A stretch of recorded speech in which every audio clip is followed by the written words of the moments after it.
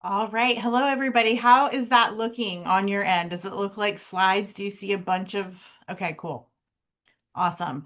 Wow. This is incredible. I am truly so honored to be here and to be associated with the Informed SLP and to be in this room. And I'm honestly getting quite emotional seeing everyone from all over the country and the world in this chat and introducing themselves and um, folks who are just so committed to this profession despite some of the difficulties that we face. And it's just a really huge honor to be here. So thank you.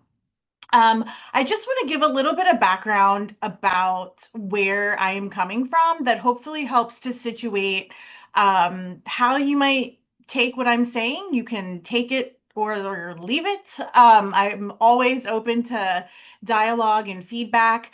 But my role at the Informed SLP started in 2019 when they expanded into the adult section. And then over time, we have developed something that we call EBP IRL that I will talk about a little bit more. And it's all about trying to move evidence and content from maybe some of the reviews that you might read from the Informed SLP into the real world. So that's probably my largest role with the Informed SLP right now. I still am on several PRN lists at skilled nursing communities, but my primary role is that I'm an associate professor at the University of Louisiana at Lafayette. And my focus is primarily nursing homes and improving quality of life for people living with dementia, but I also do work in the aphasia space and with implementation science. So, a couple other disclosures there that you see mostly related to employment and grant funding. So, I'm really hoping that after our time together, we can focus on how to evaluate what needs to happen in order to move evidence into real life. And I hope also that by the end of this hour together, that you can pick at least one thing that you think might be a doable change in order to support your practice.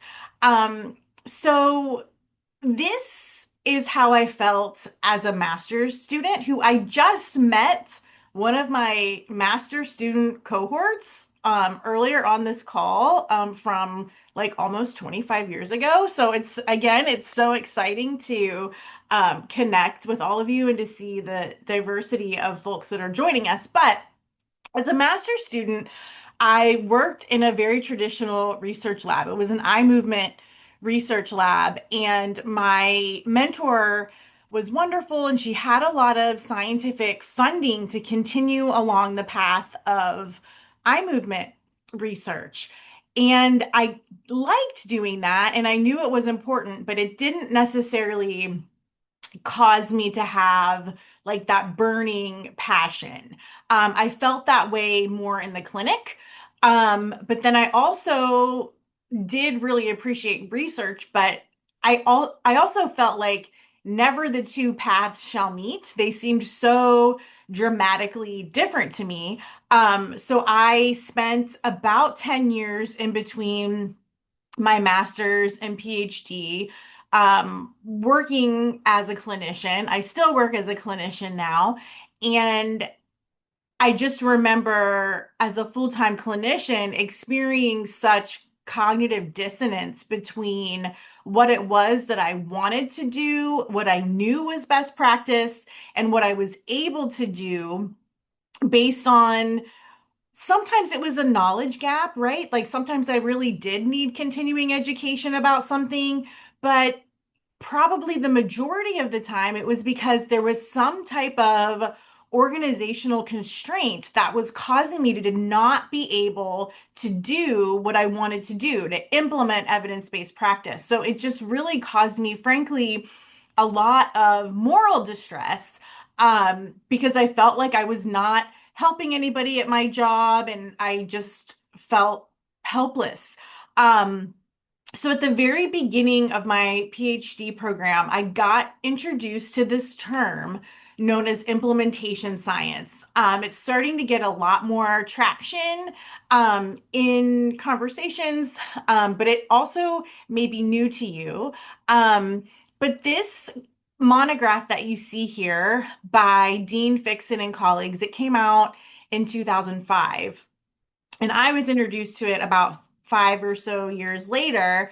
And it's this entire discipline that acknowledges the fact that you simply cannot study a social behavioral treatment of any kind in a controlled setting, like a laboratory setting, and then expect it to work in the real world without some major thoughtful action happening.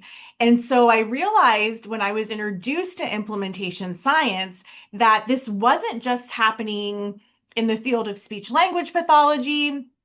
It was happening in mental health, in medicine, in education. All of these fields had these huge gaps between what we know about research, and this is what scientists say that we should be doing, and the reality of clinical practice. And so when I was introduced to this discipline, I felt such a relief, honestly, because I thought, wow, maybe it's not just me and my lack of ability to be able to translate these findings into something that's usable for these people that I'm working with in the nursing home and some of these other spaces. So, since that time, again, going on closer to 20 years now, I've been thinking about these issues of implementation kind of ever since.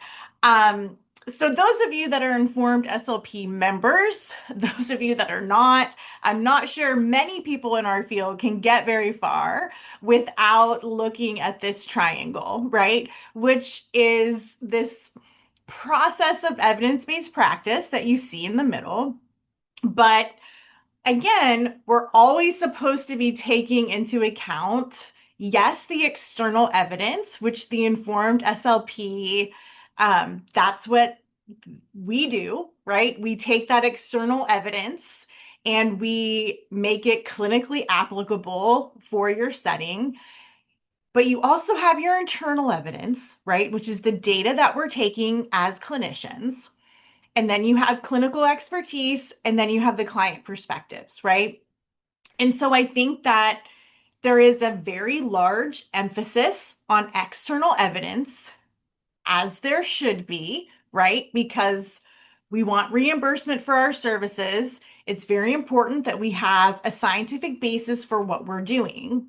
However, I think even in a situation like this, where we're trying to frame a clinical question, gather evidence, assessing that evidence, making a decision, and then making any adjustments, I think that this model is a little bit lacking in terms of actually being able to apply the process of evidence-based practice to our clinical settings. I think that this triangle, which came to us from the medical literature, and I think this process of applying evidence in this idea of clinical decision making, I think it's a good start, but I don't think it's taking us all the way there. And so I would love to suggest to you some additional ways to think about some of the issues that you may be facing in your practice. So I think the first thing that we have to do is recall what counts as evidence and how we even, as a field of speech language pathologists, got this idea of what is evidence. And when I say evidence here, I'm talking about external evidence. I think it's really important to note that we inherited this model from medicine and from pharmacy, right? Where we can link specific medications, specific medical treatments to measurable biological outcomes. So this is really rooted in that biomedical model where you're able to isolate variables. You can standardize doses. This model responds really well to randomized controlled trials, right? It's easy to know the mechanism of action of Tylenol, for example, or ibuprofen, right? It's easy to isolate those aspects, right? And that is where our field has kind of adopted this idea of what is evidence, right? And Catherine is going to talk about that more in the last session. But I think it's important to kind of have that as a lens because there's so much of what we do in our profession that is outside of this biomedical model. Some of it is, right? And some of it isn't. And I think that in a lot of what I'm saying today, I hope that you can see it as additive as opposed to subtractive, right? So I don't want you to think that I don't think we should have randomized controlled trials in our field. I think when that's the most appropriate design to answer the research question, then that's what we should do. But that's not always the most appropriate design. And I think when we're using the biomedical model, there is this assumption of implementation that is very simple, that it goes like, I take ibuprofen, my inflammation goes down, right? It's like, I give you this, this happens. It's a very kind of simple and direct line. But the reality is, that's not what we do, right? So we have some evidence in our field that meet that criteria for being a truly evidence-based innovation, meaning that there are multiple high quality in terms of that quantitative lens, randomized controlled trials for specific treatments, and we have manualized protocols for those. We do have some level of that. But we also have a whole lot of evidence informed innovations that is based, yes, on research, but also theoretical constructs, also a variety of study designs that may be qualitative, that may be observational, that may be from lived experience, right? And these innovations may not be manualized. They may not meet the criteria for gold standard evidence, right? But I think the fact of the matter is that we have both of these in our field.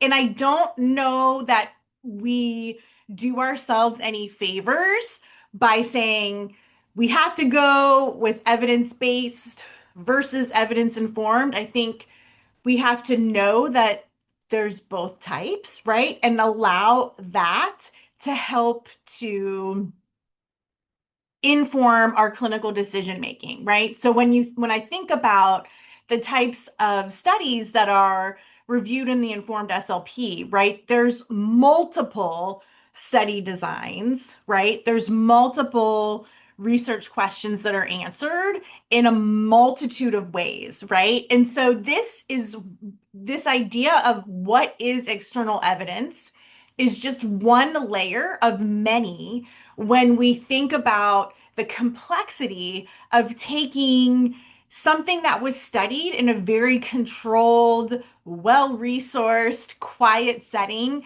and moving that into the real world, which looks more like this, right? So we had that first image of A to B. This is what clinical implementation might look like. But the reality is, it is all over the place. There are so many layers of consideration, and a lot of that work is done by the clinician. And in my opinion, it's invisible labor that is expected but not acknowledged. So again, enter implementation science. So we have this statistic that is cited all the time. Some of you may be familiar with this number, some of you may not. This is from a review of multiple studies over several decades. They actually just repeated it, and unfortunately, the results are still the same. But essentially, if a scientist publishes an article in a scientific journal, it takes 17 years for those findings, and by those findings, I mean only 14% of those findings, to successfully translate into clinical practice, right? So this top statistic here is business as usual, not including resources like the informed SLP, for example, right? But this is the business of, I'm a scientist, so I'm going to publish this journal article, okay? And then I'm going to expect you, clinician, to use your unpaid time to read it and figure out how to make it work in your practice. This does not work, okay? And unfortunately, this evidence to practice gap has maintained over the last 20 years. So there still remains, and this is likely underestimated, a 30 to 40% gap between the best available evidence and clinical practice, despite some level of investment. So we really need to be thoughtful and think about what's going on. And I think it's this type of data that allows us to challenge some of these existing paradigms. So why is this gap, right? There are plenty of reasons, and I can give you a combination of my career experience, and my opinion, and um, my understanding of the literature. First reason, research is designed for other researchers, right? When we think about the currency of a scientist or a researcher in a traditional academic sense, their currency, what they need to do to keep their job, is to publish in a peer-reviewed journal. In most institutions in this country, it does not matter at all if that research is clinically applicable or not, right? What matters, and the currency for tenure and promotion at most institutions, is publish. Get the grant, publish it, right? Research is designed for other researchers. It's not even designed for clinicians necessarily, by and large, right? So that's one. Number two, the fact that all of you are here. I'm looking at the waiting room and we're getting close to like 1,000 people in this room, which is incredible. Clinicians, unfortunately, are not incentivized to maximize the quality of their continuing ed, or to test new ideas, or to be innovative in practice, right? So I'm not talking about any of you here or any of you potentially watching on the recording, right? But I would love to suggest that perhaps you have felt like a level of frustration because you, who are going out of your way to be an informed SLP member, you who are going out of your way to get relevant CEUs, to read the research, to listen to the audio, to do all the things, right? You're getting paid the same as your colleagues who are not doing that, right? And that's a problem. That's a systems level problem, right? When we think about the organizations where we're delivering our services, some of them are very supportive and value this type of work, but unfortunately, a lot of them don't, right? That's a system level problem. Systemic barriers, things like leadership. So, what we know from implementation science is that the leaders of your organization drive so much of whether or not evidence-based practice is implemented, right? So that's just one example of potentially a system level barrier or facilitator, right? There's issues such as productivity. How are you going to bill for this? Insurance requirements are changing all the time. None of those factors are taken into research articles for the most part, right?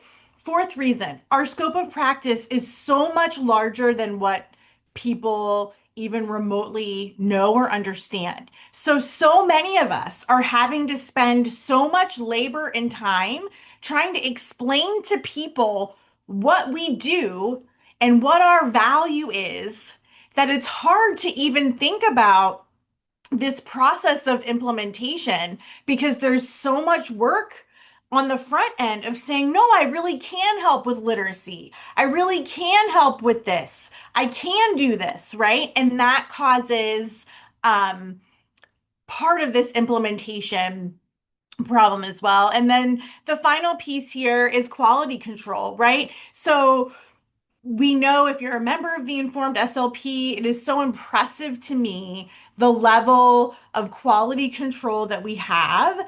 And every single word that's published on the website has been gone over by multiple editors, has gone back to the scientific author, the person who actually wrote the article in the first place, multiple iterations. It's a really high level of quality control. And there are very few companies or CEU opportunities that are like that, right? So when we think back again to this idea of implementation science and why we have this massive evidence to practice gap, I would say that these are five really big reasons. I'm sure that there's more, and I'm sure that you have your own reasons as to why best practices are not always implemented in your setting. So I want to show you this example that I borrowed from the quality improvement literature. It's called a fishbone diagram. And so one of my major areas of research is trying to increase communication supports for people living with dementia in nursing homes. So in this fishbone diagram, for example, in the middle, you have your problem statement. Okay. So for me, I'm like external memory aids. You can think of those as signs, low tech AAC, even whiteboards, anything at all, right? Those are not consistently used with residents who could benefit, right? So that's my problem. This is my implementation problem. And then the fishbone helps me to break down why. Why is this not happening in this particular nursing home, right? And so you've got these six buckets here, and you can adjust these buckets, right? But the idea is to break down the why from a wider contextual lens so that you can go through these barriers and try to decide, like, what do I have control over? What do I have influence over to potentially change and influence within my organization? And what do I not? Right? So if we start off here, right? So external, back to the problem statement, external memory aids are not consistently used with my people living with dementia. Why? One big bucket, resources and tools, right? I work in very under resource settings. There's no color printer. There's no laminator, right? There's technology barriers. Sometimes the Wi-Fi works, sometimes it doesn't, right? Workflow, right? There is no documentation field in the electronic medical record that says, did you use a conversational support? Did you use a communication support? That's one piece of the workflow. Another piece of the workflow, whose job is this, right? Is it always the SLP's job to be using these external supports? Is it the nursing assistant? Who is it? No standard procedure, right? People aren't trained. Staff worry it's going to actually make the residents more upset. Families might not know what it is, right? Lots of people issues, right? Environment. If I make external memory aids for a resident living with dementia, it may just turn into environmental noise and visual clutter and cause issues that way. Um, I might have spent multiple hours training a nursing assistant. And guess what? I came to work the next day and they quit, right? Competing demands. Nobody has time to do this. Organizational level barriers, right? Leadership doesn't care what we do, right? Going back to what I was saying earlier, advocacy for no, we can, our services support the quality of life, support independence and activities of daily living, support the lack of having to be admitted to the hospital and readmitted over and over again, right? But leadership doesn't emphasize. No champion, memory aids aren't valued in performance reviews, and then finally, culture and beliefs. You see kind of those examples there about some people not thinking it's a useful treatment. Some staff think it's for babies. Families might be confused by them. A whole kind of host of issues. But what I would love for you to see when you're looking at this is if you think about in your practice, like what is the thing that is really like making you nuts about it is just not happening and I really want it to because I know it's best practice, right? If that's your problem, and then you want to think about why not, right? And try to break it down. And so when I'm looking at this with my clinician hat on, right, I can maybe work on training, right? I can maybe work on getting a nursing assistant champion on staff, right? I can't do anything about the turnover. I can't do anything about the fact that there's no Wi-Fi in the building, right? So the idea is to think through where you might have some influence that might make some meaningful change and what is kind of outside the realm of our control, right? But I can tell you what is not on here, and that is the clinician just didn't implement evidence-based practice, right? It is so much more complex than that. So this, I don't know if you can even tell what this is, but this is like how I feel sometimes in the nursing home. This is like a little water droplet, and this is a forest fire, okay? And I'm just like, how am I going to do anything of any meaning? Like when it's like burning down around me, right? And it feels bad and it feels very discouraging. But I think I'm convinced that we actually can make some change, even though it feels like it's burning around us, right? So this is where I kind of want to transition into potential solutions, right? So one is what is an area that maybe you feel pulled to explore in your practice? And I think that it is a luxury when you're in a forest fire, right? To stop and say, what do I love to do? What is it that makes me super excited, right? When things are like burning, it's really hard to step back for a second and think about like why we even joined this field to begin with, right? So think about an area that you feel pulled to explore. And then think about where in your practice that you could make small but meaningful change. And then let that be your thing. So let me say more. So part of the issue with that initial evidence-based practice triangle and with that circular clinical decision making, evidence-based practice, clinical decision making, like the questions that you ask yourself, it is a starting point, but it expects us to apply that process to everything all the time. And what we know from implementation is that's just simply impossible, right? So if we want to really leverage what we know about implementation science, then what we want to do is we have to pick a starting point. We have to pick a thing, right? And that can be really hard when there are so many competing needs all around us and needs that are very important and valid and legitimate needs, right?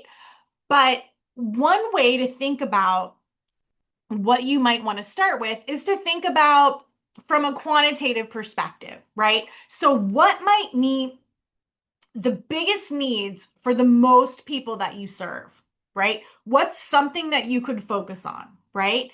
That could be one way to think about your starting point. Another would be what might make the biggest difference for the most vulnerable people on your caseload, right? So maybe you're working with people who are low, like they're from a low incidence group, right? Maybe you want to focus on that. And then the next piece is this idea of can your starting point be broken down into small and doable pieces? Okay, so I want to say a little bit more about this. So, one thing that is often not in treatment research is what we know from implementation is necessary to make something usable or to make something actually implementable, right? So when you think about your particular caseload, right, and you think about the issues that you're facing, the issues that you're trying to solve, okay, and you think about where you want to start, right? One way to think through that is to be super clear about what you want to do, right? You want to be thinking about what has to happen. What is the secret sauce of this practice that's going to drive its success, right? You want to pick something that you can see, that you can know is happening, that you can observe it in the real world environment, and you want to pick something that is measurable in some way. And that measurement could be quantitative, but it could also be qualitative, right? There are lots of ways to measure impact, right? But as you think about your starting point, what must be present for this to work? What are the non-negotiable elements? And what parts can be adapted to your setting, right? So trying to figure out your starting point, trying to figure out the essential functions of what it is that you want to implement. This is that invisible labor that I was talking about earlier, right? It's just expected that a clinician is going to do this. But the bottom line is most of the almost 1,000 of you that are on this call do not have time, paid time, built into your day to think through these types of issues, right? So if you think about a particular assessment, a particular intervention, a particular training program, right? What does it look like when it's happening? What does it look like when it's not happening? What does it look like at different levels of quality? Could you teach somebody how to do it? Is there any type of data that you could collect on it?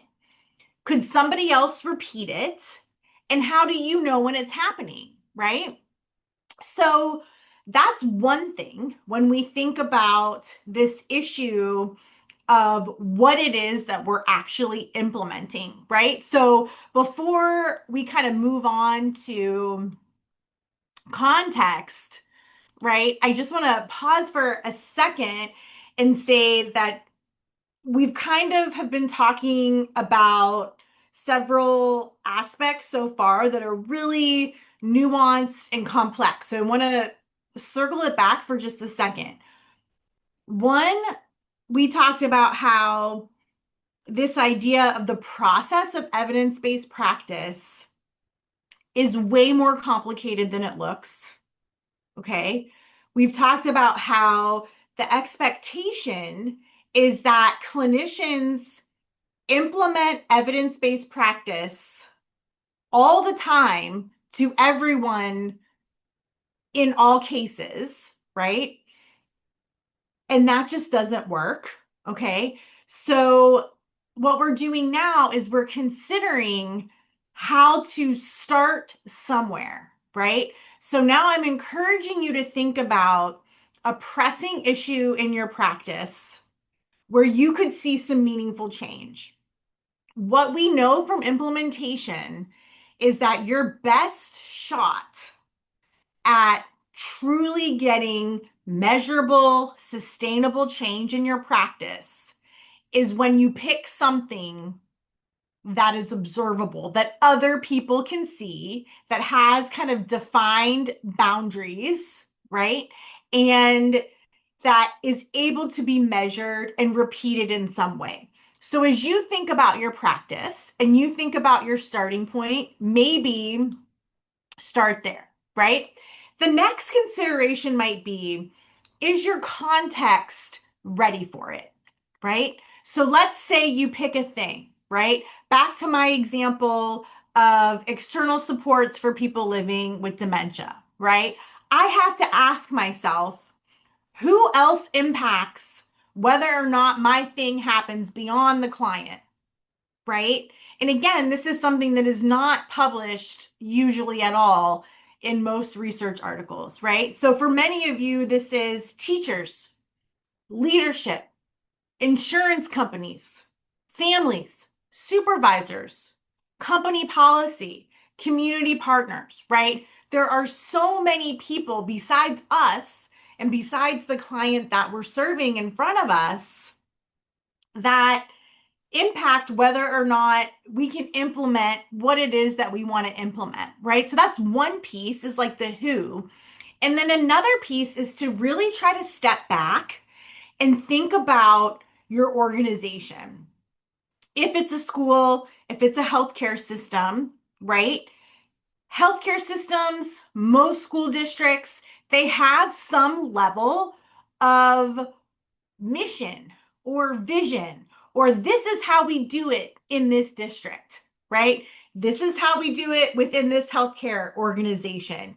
These are our values, right? These are what we care about, okay? And so the question that you'll want to ask is what I'm trying to do, is it in line with the rest of the organization?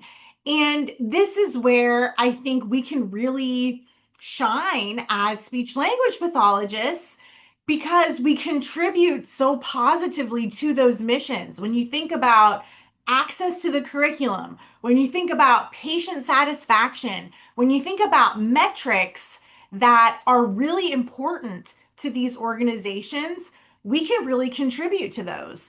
And so sometimes, whether or not our thing gets implemented has a lot to do with, can we somehow let the organization know that what we want to do is actually in line with the organizational mission and vision, right?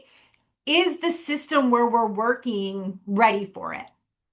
And so this is from the Center for Implementation, which is a fantastic organization in Canada, and it's called the Context Compass Framework. And it's this idea of when you're thinking about what do I want to implement, right? What do I want to implement that potentially will positively impact maybe the most people on my caseload, that will positively impact maybe the most vulnerable students? or the most vulnerable clients, right? What are some aspects that I might want to consider to be successful, right? So over here, right, you have this idea of this is like your thing, right? What it is you want to start with. So I'll start again, I'm using this example of external memory supports, right? And as I think through this, I want to be thinking about the fit with the organization, the readiness of the organization, the implementation support that's there or not, and then whether or not it can be sustained, right? So, again, we've talked about some of these, so I just want to highlight a few, but what you want to implement in your practice, can you show that it is in line with the organization, with the values of the organization? Can you show that what it is that you want to do is actually a better interpretation of policy and the law, and that you could actually be more compliant with policy and with laws if you do it the way that you're suggesting? Is there staff? Is there tension for change, right? Is this an area of need? What is the psychological atmosphere, right? We could have a whole semester or more conversation about psychological safety. And I just want to be completely upfront in saying that for some of you, it's really difficult, if not impossible, for you to think about things that are innovative and unique and part of like a moving forward organizational culture because you don't feel psychologically safe to do that, right? It's a huge issue. Leadership, funding, communication, the structural characteristics of your organization, the social and political and economic conditions, relationships and partnerships, the implementation support infrastructure, the external pressure, the critical events, right? And so all of these pieces can impact implementation, right? And that's why I get so like unbelievably angry when a simple solution of clinicians should just read more journal articles is purported as the solution to this very, very complex problem, right? So the idea is that in consideration of all of these factors, right, there is still probably somewhere where you can make some meaningful change. And I know that it feels daunting because it is so complex. But I would love to end with three real world examples of people that have participated in what we call EBP IRL, or evidence-based practice in real life. This is we meet 5 times live. It's over a period of 10 weeks. And we go through this process together to try to pick a thing and consider how we might make small and meaningful changes over time. And so we have run um, close to 100 SLPs through this program. And there's no better way for me to show you how clinicians can really make a difference, considering all the complexities of this process. So I'm going to highlight some stories. So the model that we use in this class or in this cohort and how you might want to think about implementing your thing. Again, this is a tool for quality improvement. And again, as clinicians working with individual clients, we are constantly thinking about this, right? We are constantly like, okay, what's my plan? I'm going to do my plan. I'm going to collect some data. I'm going to see what happens. And then I'm going to make an adjustment, right? So it's like this idea of clinical reasoning and planning. This is not new to you as a clinician, right? But what I'm suggesting is that you pull back and think about a broader area of practice as you think about your thing, right? Now, some of you may be in larger hospital systems that actually have quality improvement. Sometimes they're referred to as QIPA, quality improvement, performance assurance, like programs within your hospital, right?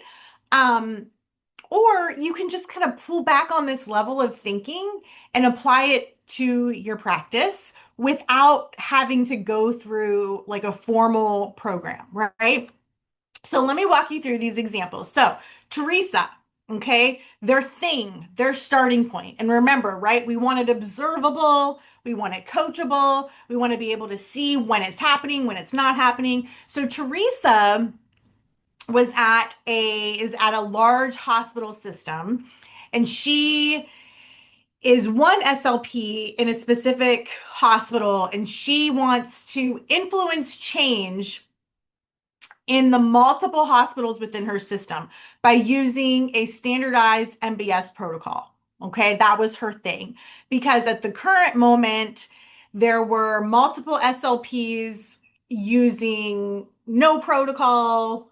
Um, some of them weren't even recording the study. Like there was just a huge issue in terms of variation of practice. So she wanted to implement a protocol.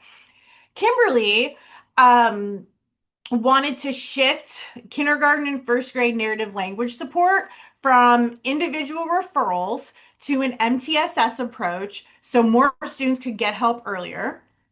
And then Coco wanted to move her stuttering practice toward a verbal diversity affirming approach while still building confidence with the shift for herself. So the problem, right? When you think back to the fishbone diagram that I showed you, like right in the middle of the fishbone is the problem statement. Okay, so problem statement for Teresa, variability in the order of boluses, variability in the view. There was like all kinds of variability in reporting across the different sites. So if somebody got their swallow study at one hospital and then another, um, like a pre and a post treatment situation, it made comparisons really difficult, if not impossible. For Kimberly, the problem statement was over referrals, right? So she was getting tons and tons of referrals, and this is common in our cohorts of these little kinders and first graders, right? Because they're not following directions. How do we get them to engage in the curriculum, especially the language arts curriculum? When it may not be that all of these littles need the individual support, but their needs could be met quite successfully with tiered support. Coco, the problem statement was is this idea that treating stuttering as verbal diversity is a major paradigm shift, right? Especially for families and for parents, right? This was something that she was kind of reckoning with, in that yes, it does change your goals, change your treatment plan, of course, according to some of the evidence that we're seeing, but like how do I talk to families about this, right? How do we kind of bridge that gap? So these are their problems, okay?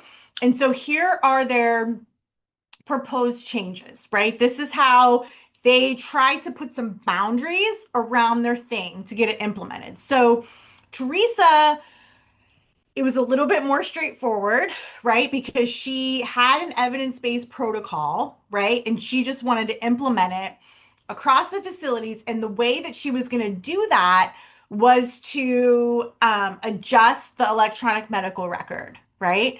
Because that is a really powerful implementation strategy, right? Because if you go from something being like open-ended in the medical record to having to fill out certain things, right? So that was going to be her strategy. Kimberly was going to use the MTSS framework to deliver tier two narrative language intervention, supported by the SLP, which was her, yes, but the majority of that curriculum was going to be carried out by teachers and paraprofessionals in line with some of the evidence on that. Coco was going to build practice and family facing resources around the care model, which came from the evidence, this communication, advocacy, resiliency, education model. Okay. So one of the things that we do in EBP IRL, and one of the aspects that you might want to think about in your planning, is to use something known as goal attainment scaling. And you may be used to this. It's used often in clients who are living with traumatic brain injury and for other types of various communication difficulties. But it's this idea of, where do I want to end up?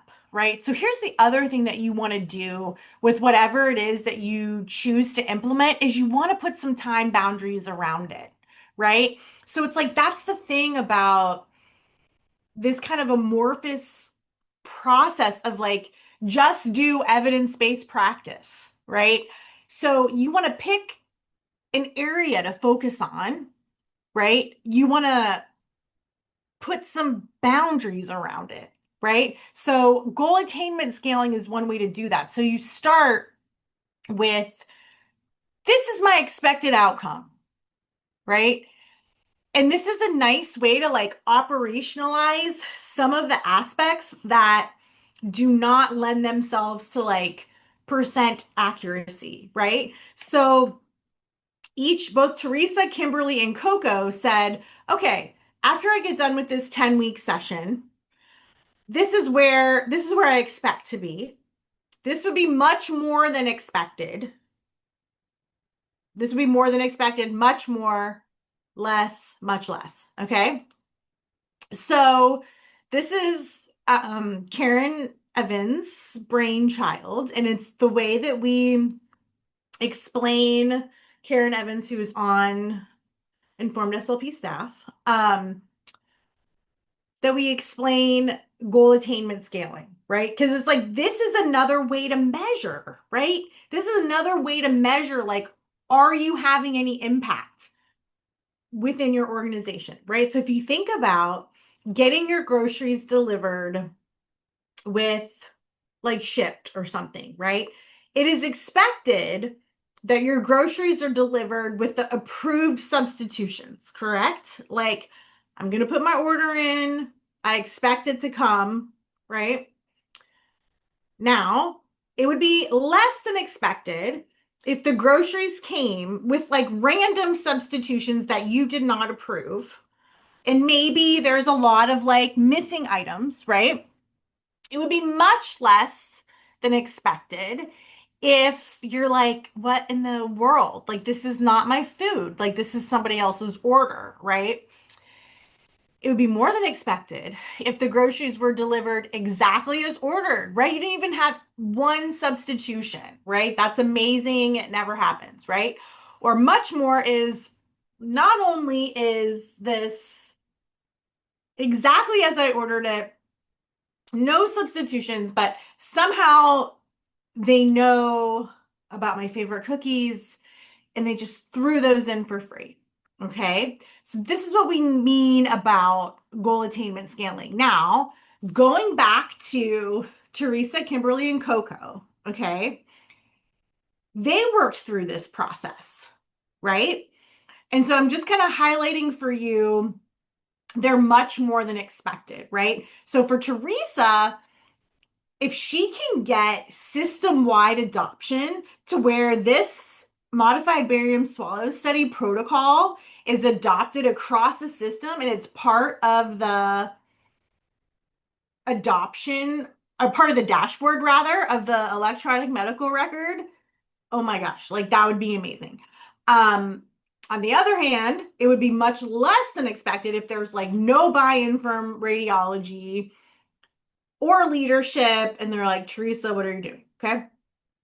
For Kimberly, much more than expected would be that these kids meet their goals in such a robust way that we actually do it in multiple other classrooms within the district. Okay. Much less than expected. No buy-in from teachers or admin. Kind of a common theme there. Right. So for Coco with the stuttering affirming therapy, so much more than expected, solid research plus a shareable family resource that she creates. Much less would be no usable research, nothing to ship. Okay. So it's this idea again of taking your thing of what it is that you want to do, right? Picking something that's observable, that's trainable, right? Then trying it out, thinking about what would success look like? What's the expected outcome? What's much more? What is much less, right? And that is really the beauty of these projects is that even if you have a situation where it does end up a -2, like things go totally bad and not the way that you wanted at all, that is still like data informed learning, right? You're building your internal evidence, right? You are collecting that data. So the other thing that you're going to want to do is think about why might this not happen, right? So again, going back to the fishbone. So for Teresa, she really felt like several of her fellow colleagues might say, I want to be more flexible than this. I don't want to use this standard protocol. Um, Limited fluoro time. Maybe it might be more difficult to um, make the changes in the electronic medical record. And then there's some of that, like, we've always done it this way type vibes, right? For Kimberly, the barriers were staff familiarity with multi-tiered systems and supports. Like maybe staff don't understand that, don't know what's going on, confidence teaching narrative language, time is a barrier, the need for materials and scripts, and then fidelity across the different classrooms.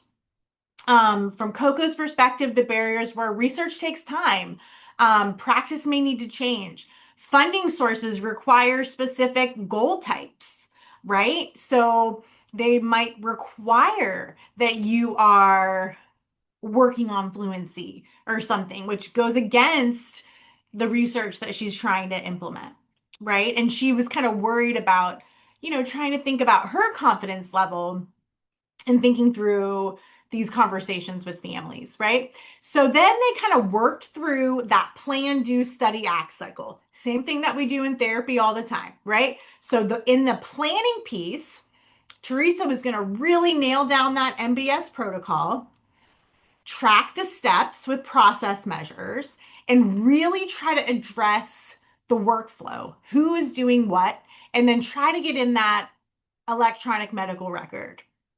Kimberly was going to use the Cube 3 screening and 2 to 3 times a week small group intervention and coach basically the teachers and the parapros.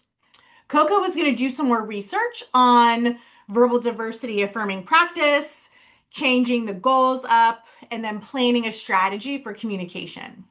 In the doing phase of the plan, do, study, act cycle, Teresa was going to pilot the sites, train the SLPs, collect data on how they were adhering to the protocol or not, and provide support.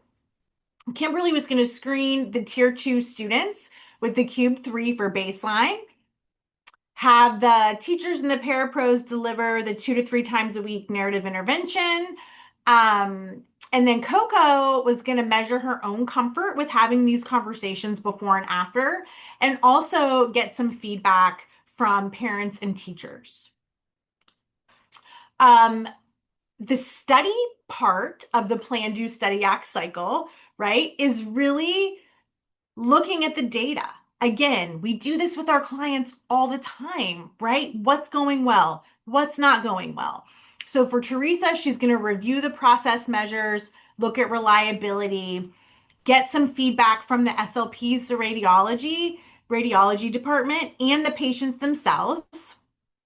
Kimberly was going to use a weekly short kind of Likert scale to get some feedback from teachers on usability and impact, right? So we know, just like us, our teachers are overworked, underpaid. They don't want to be filling out super lengthy assessments, right? So keeping it short but meaningful. And then do the cubed again 6 weeks after to evaluate growth. Coco was going to look at her ratings and think about what is it that I might want to measure kind of next. For the ACT, the ACT is the part of the cycle where you decide, do I want to adopt this? Do I want to abandon this completely because it just didn't work? Or do I want to like adjust or tweak it in some way, right? So for Teresa, she had to adjust the workflow and do some retraining, but overall, seeing some spread, right? Adding a couple other measures to the ongoing dashboard. Kimberly was going to think about the time spent and the skills targeted and realize that she needed to do a little bit more about who was doing what, right? So she talked about how sometimes it was the teacher, sometimes it was the parapro, and think through that a little bit more.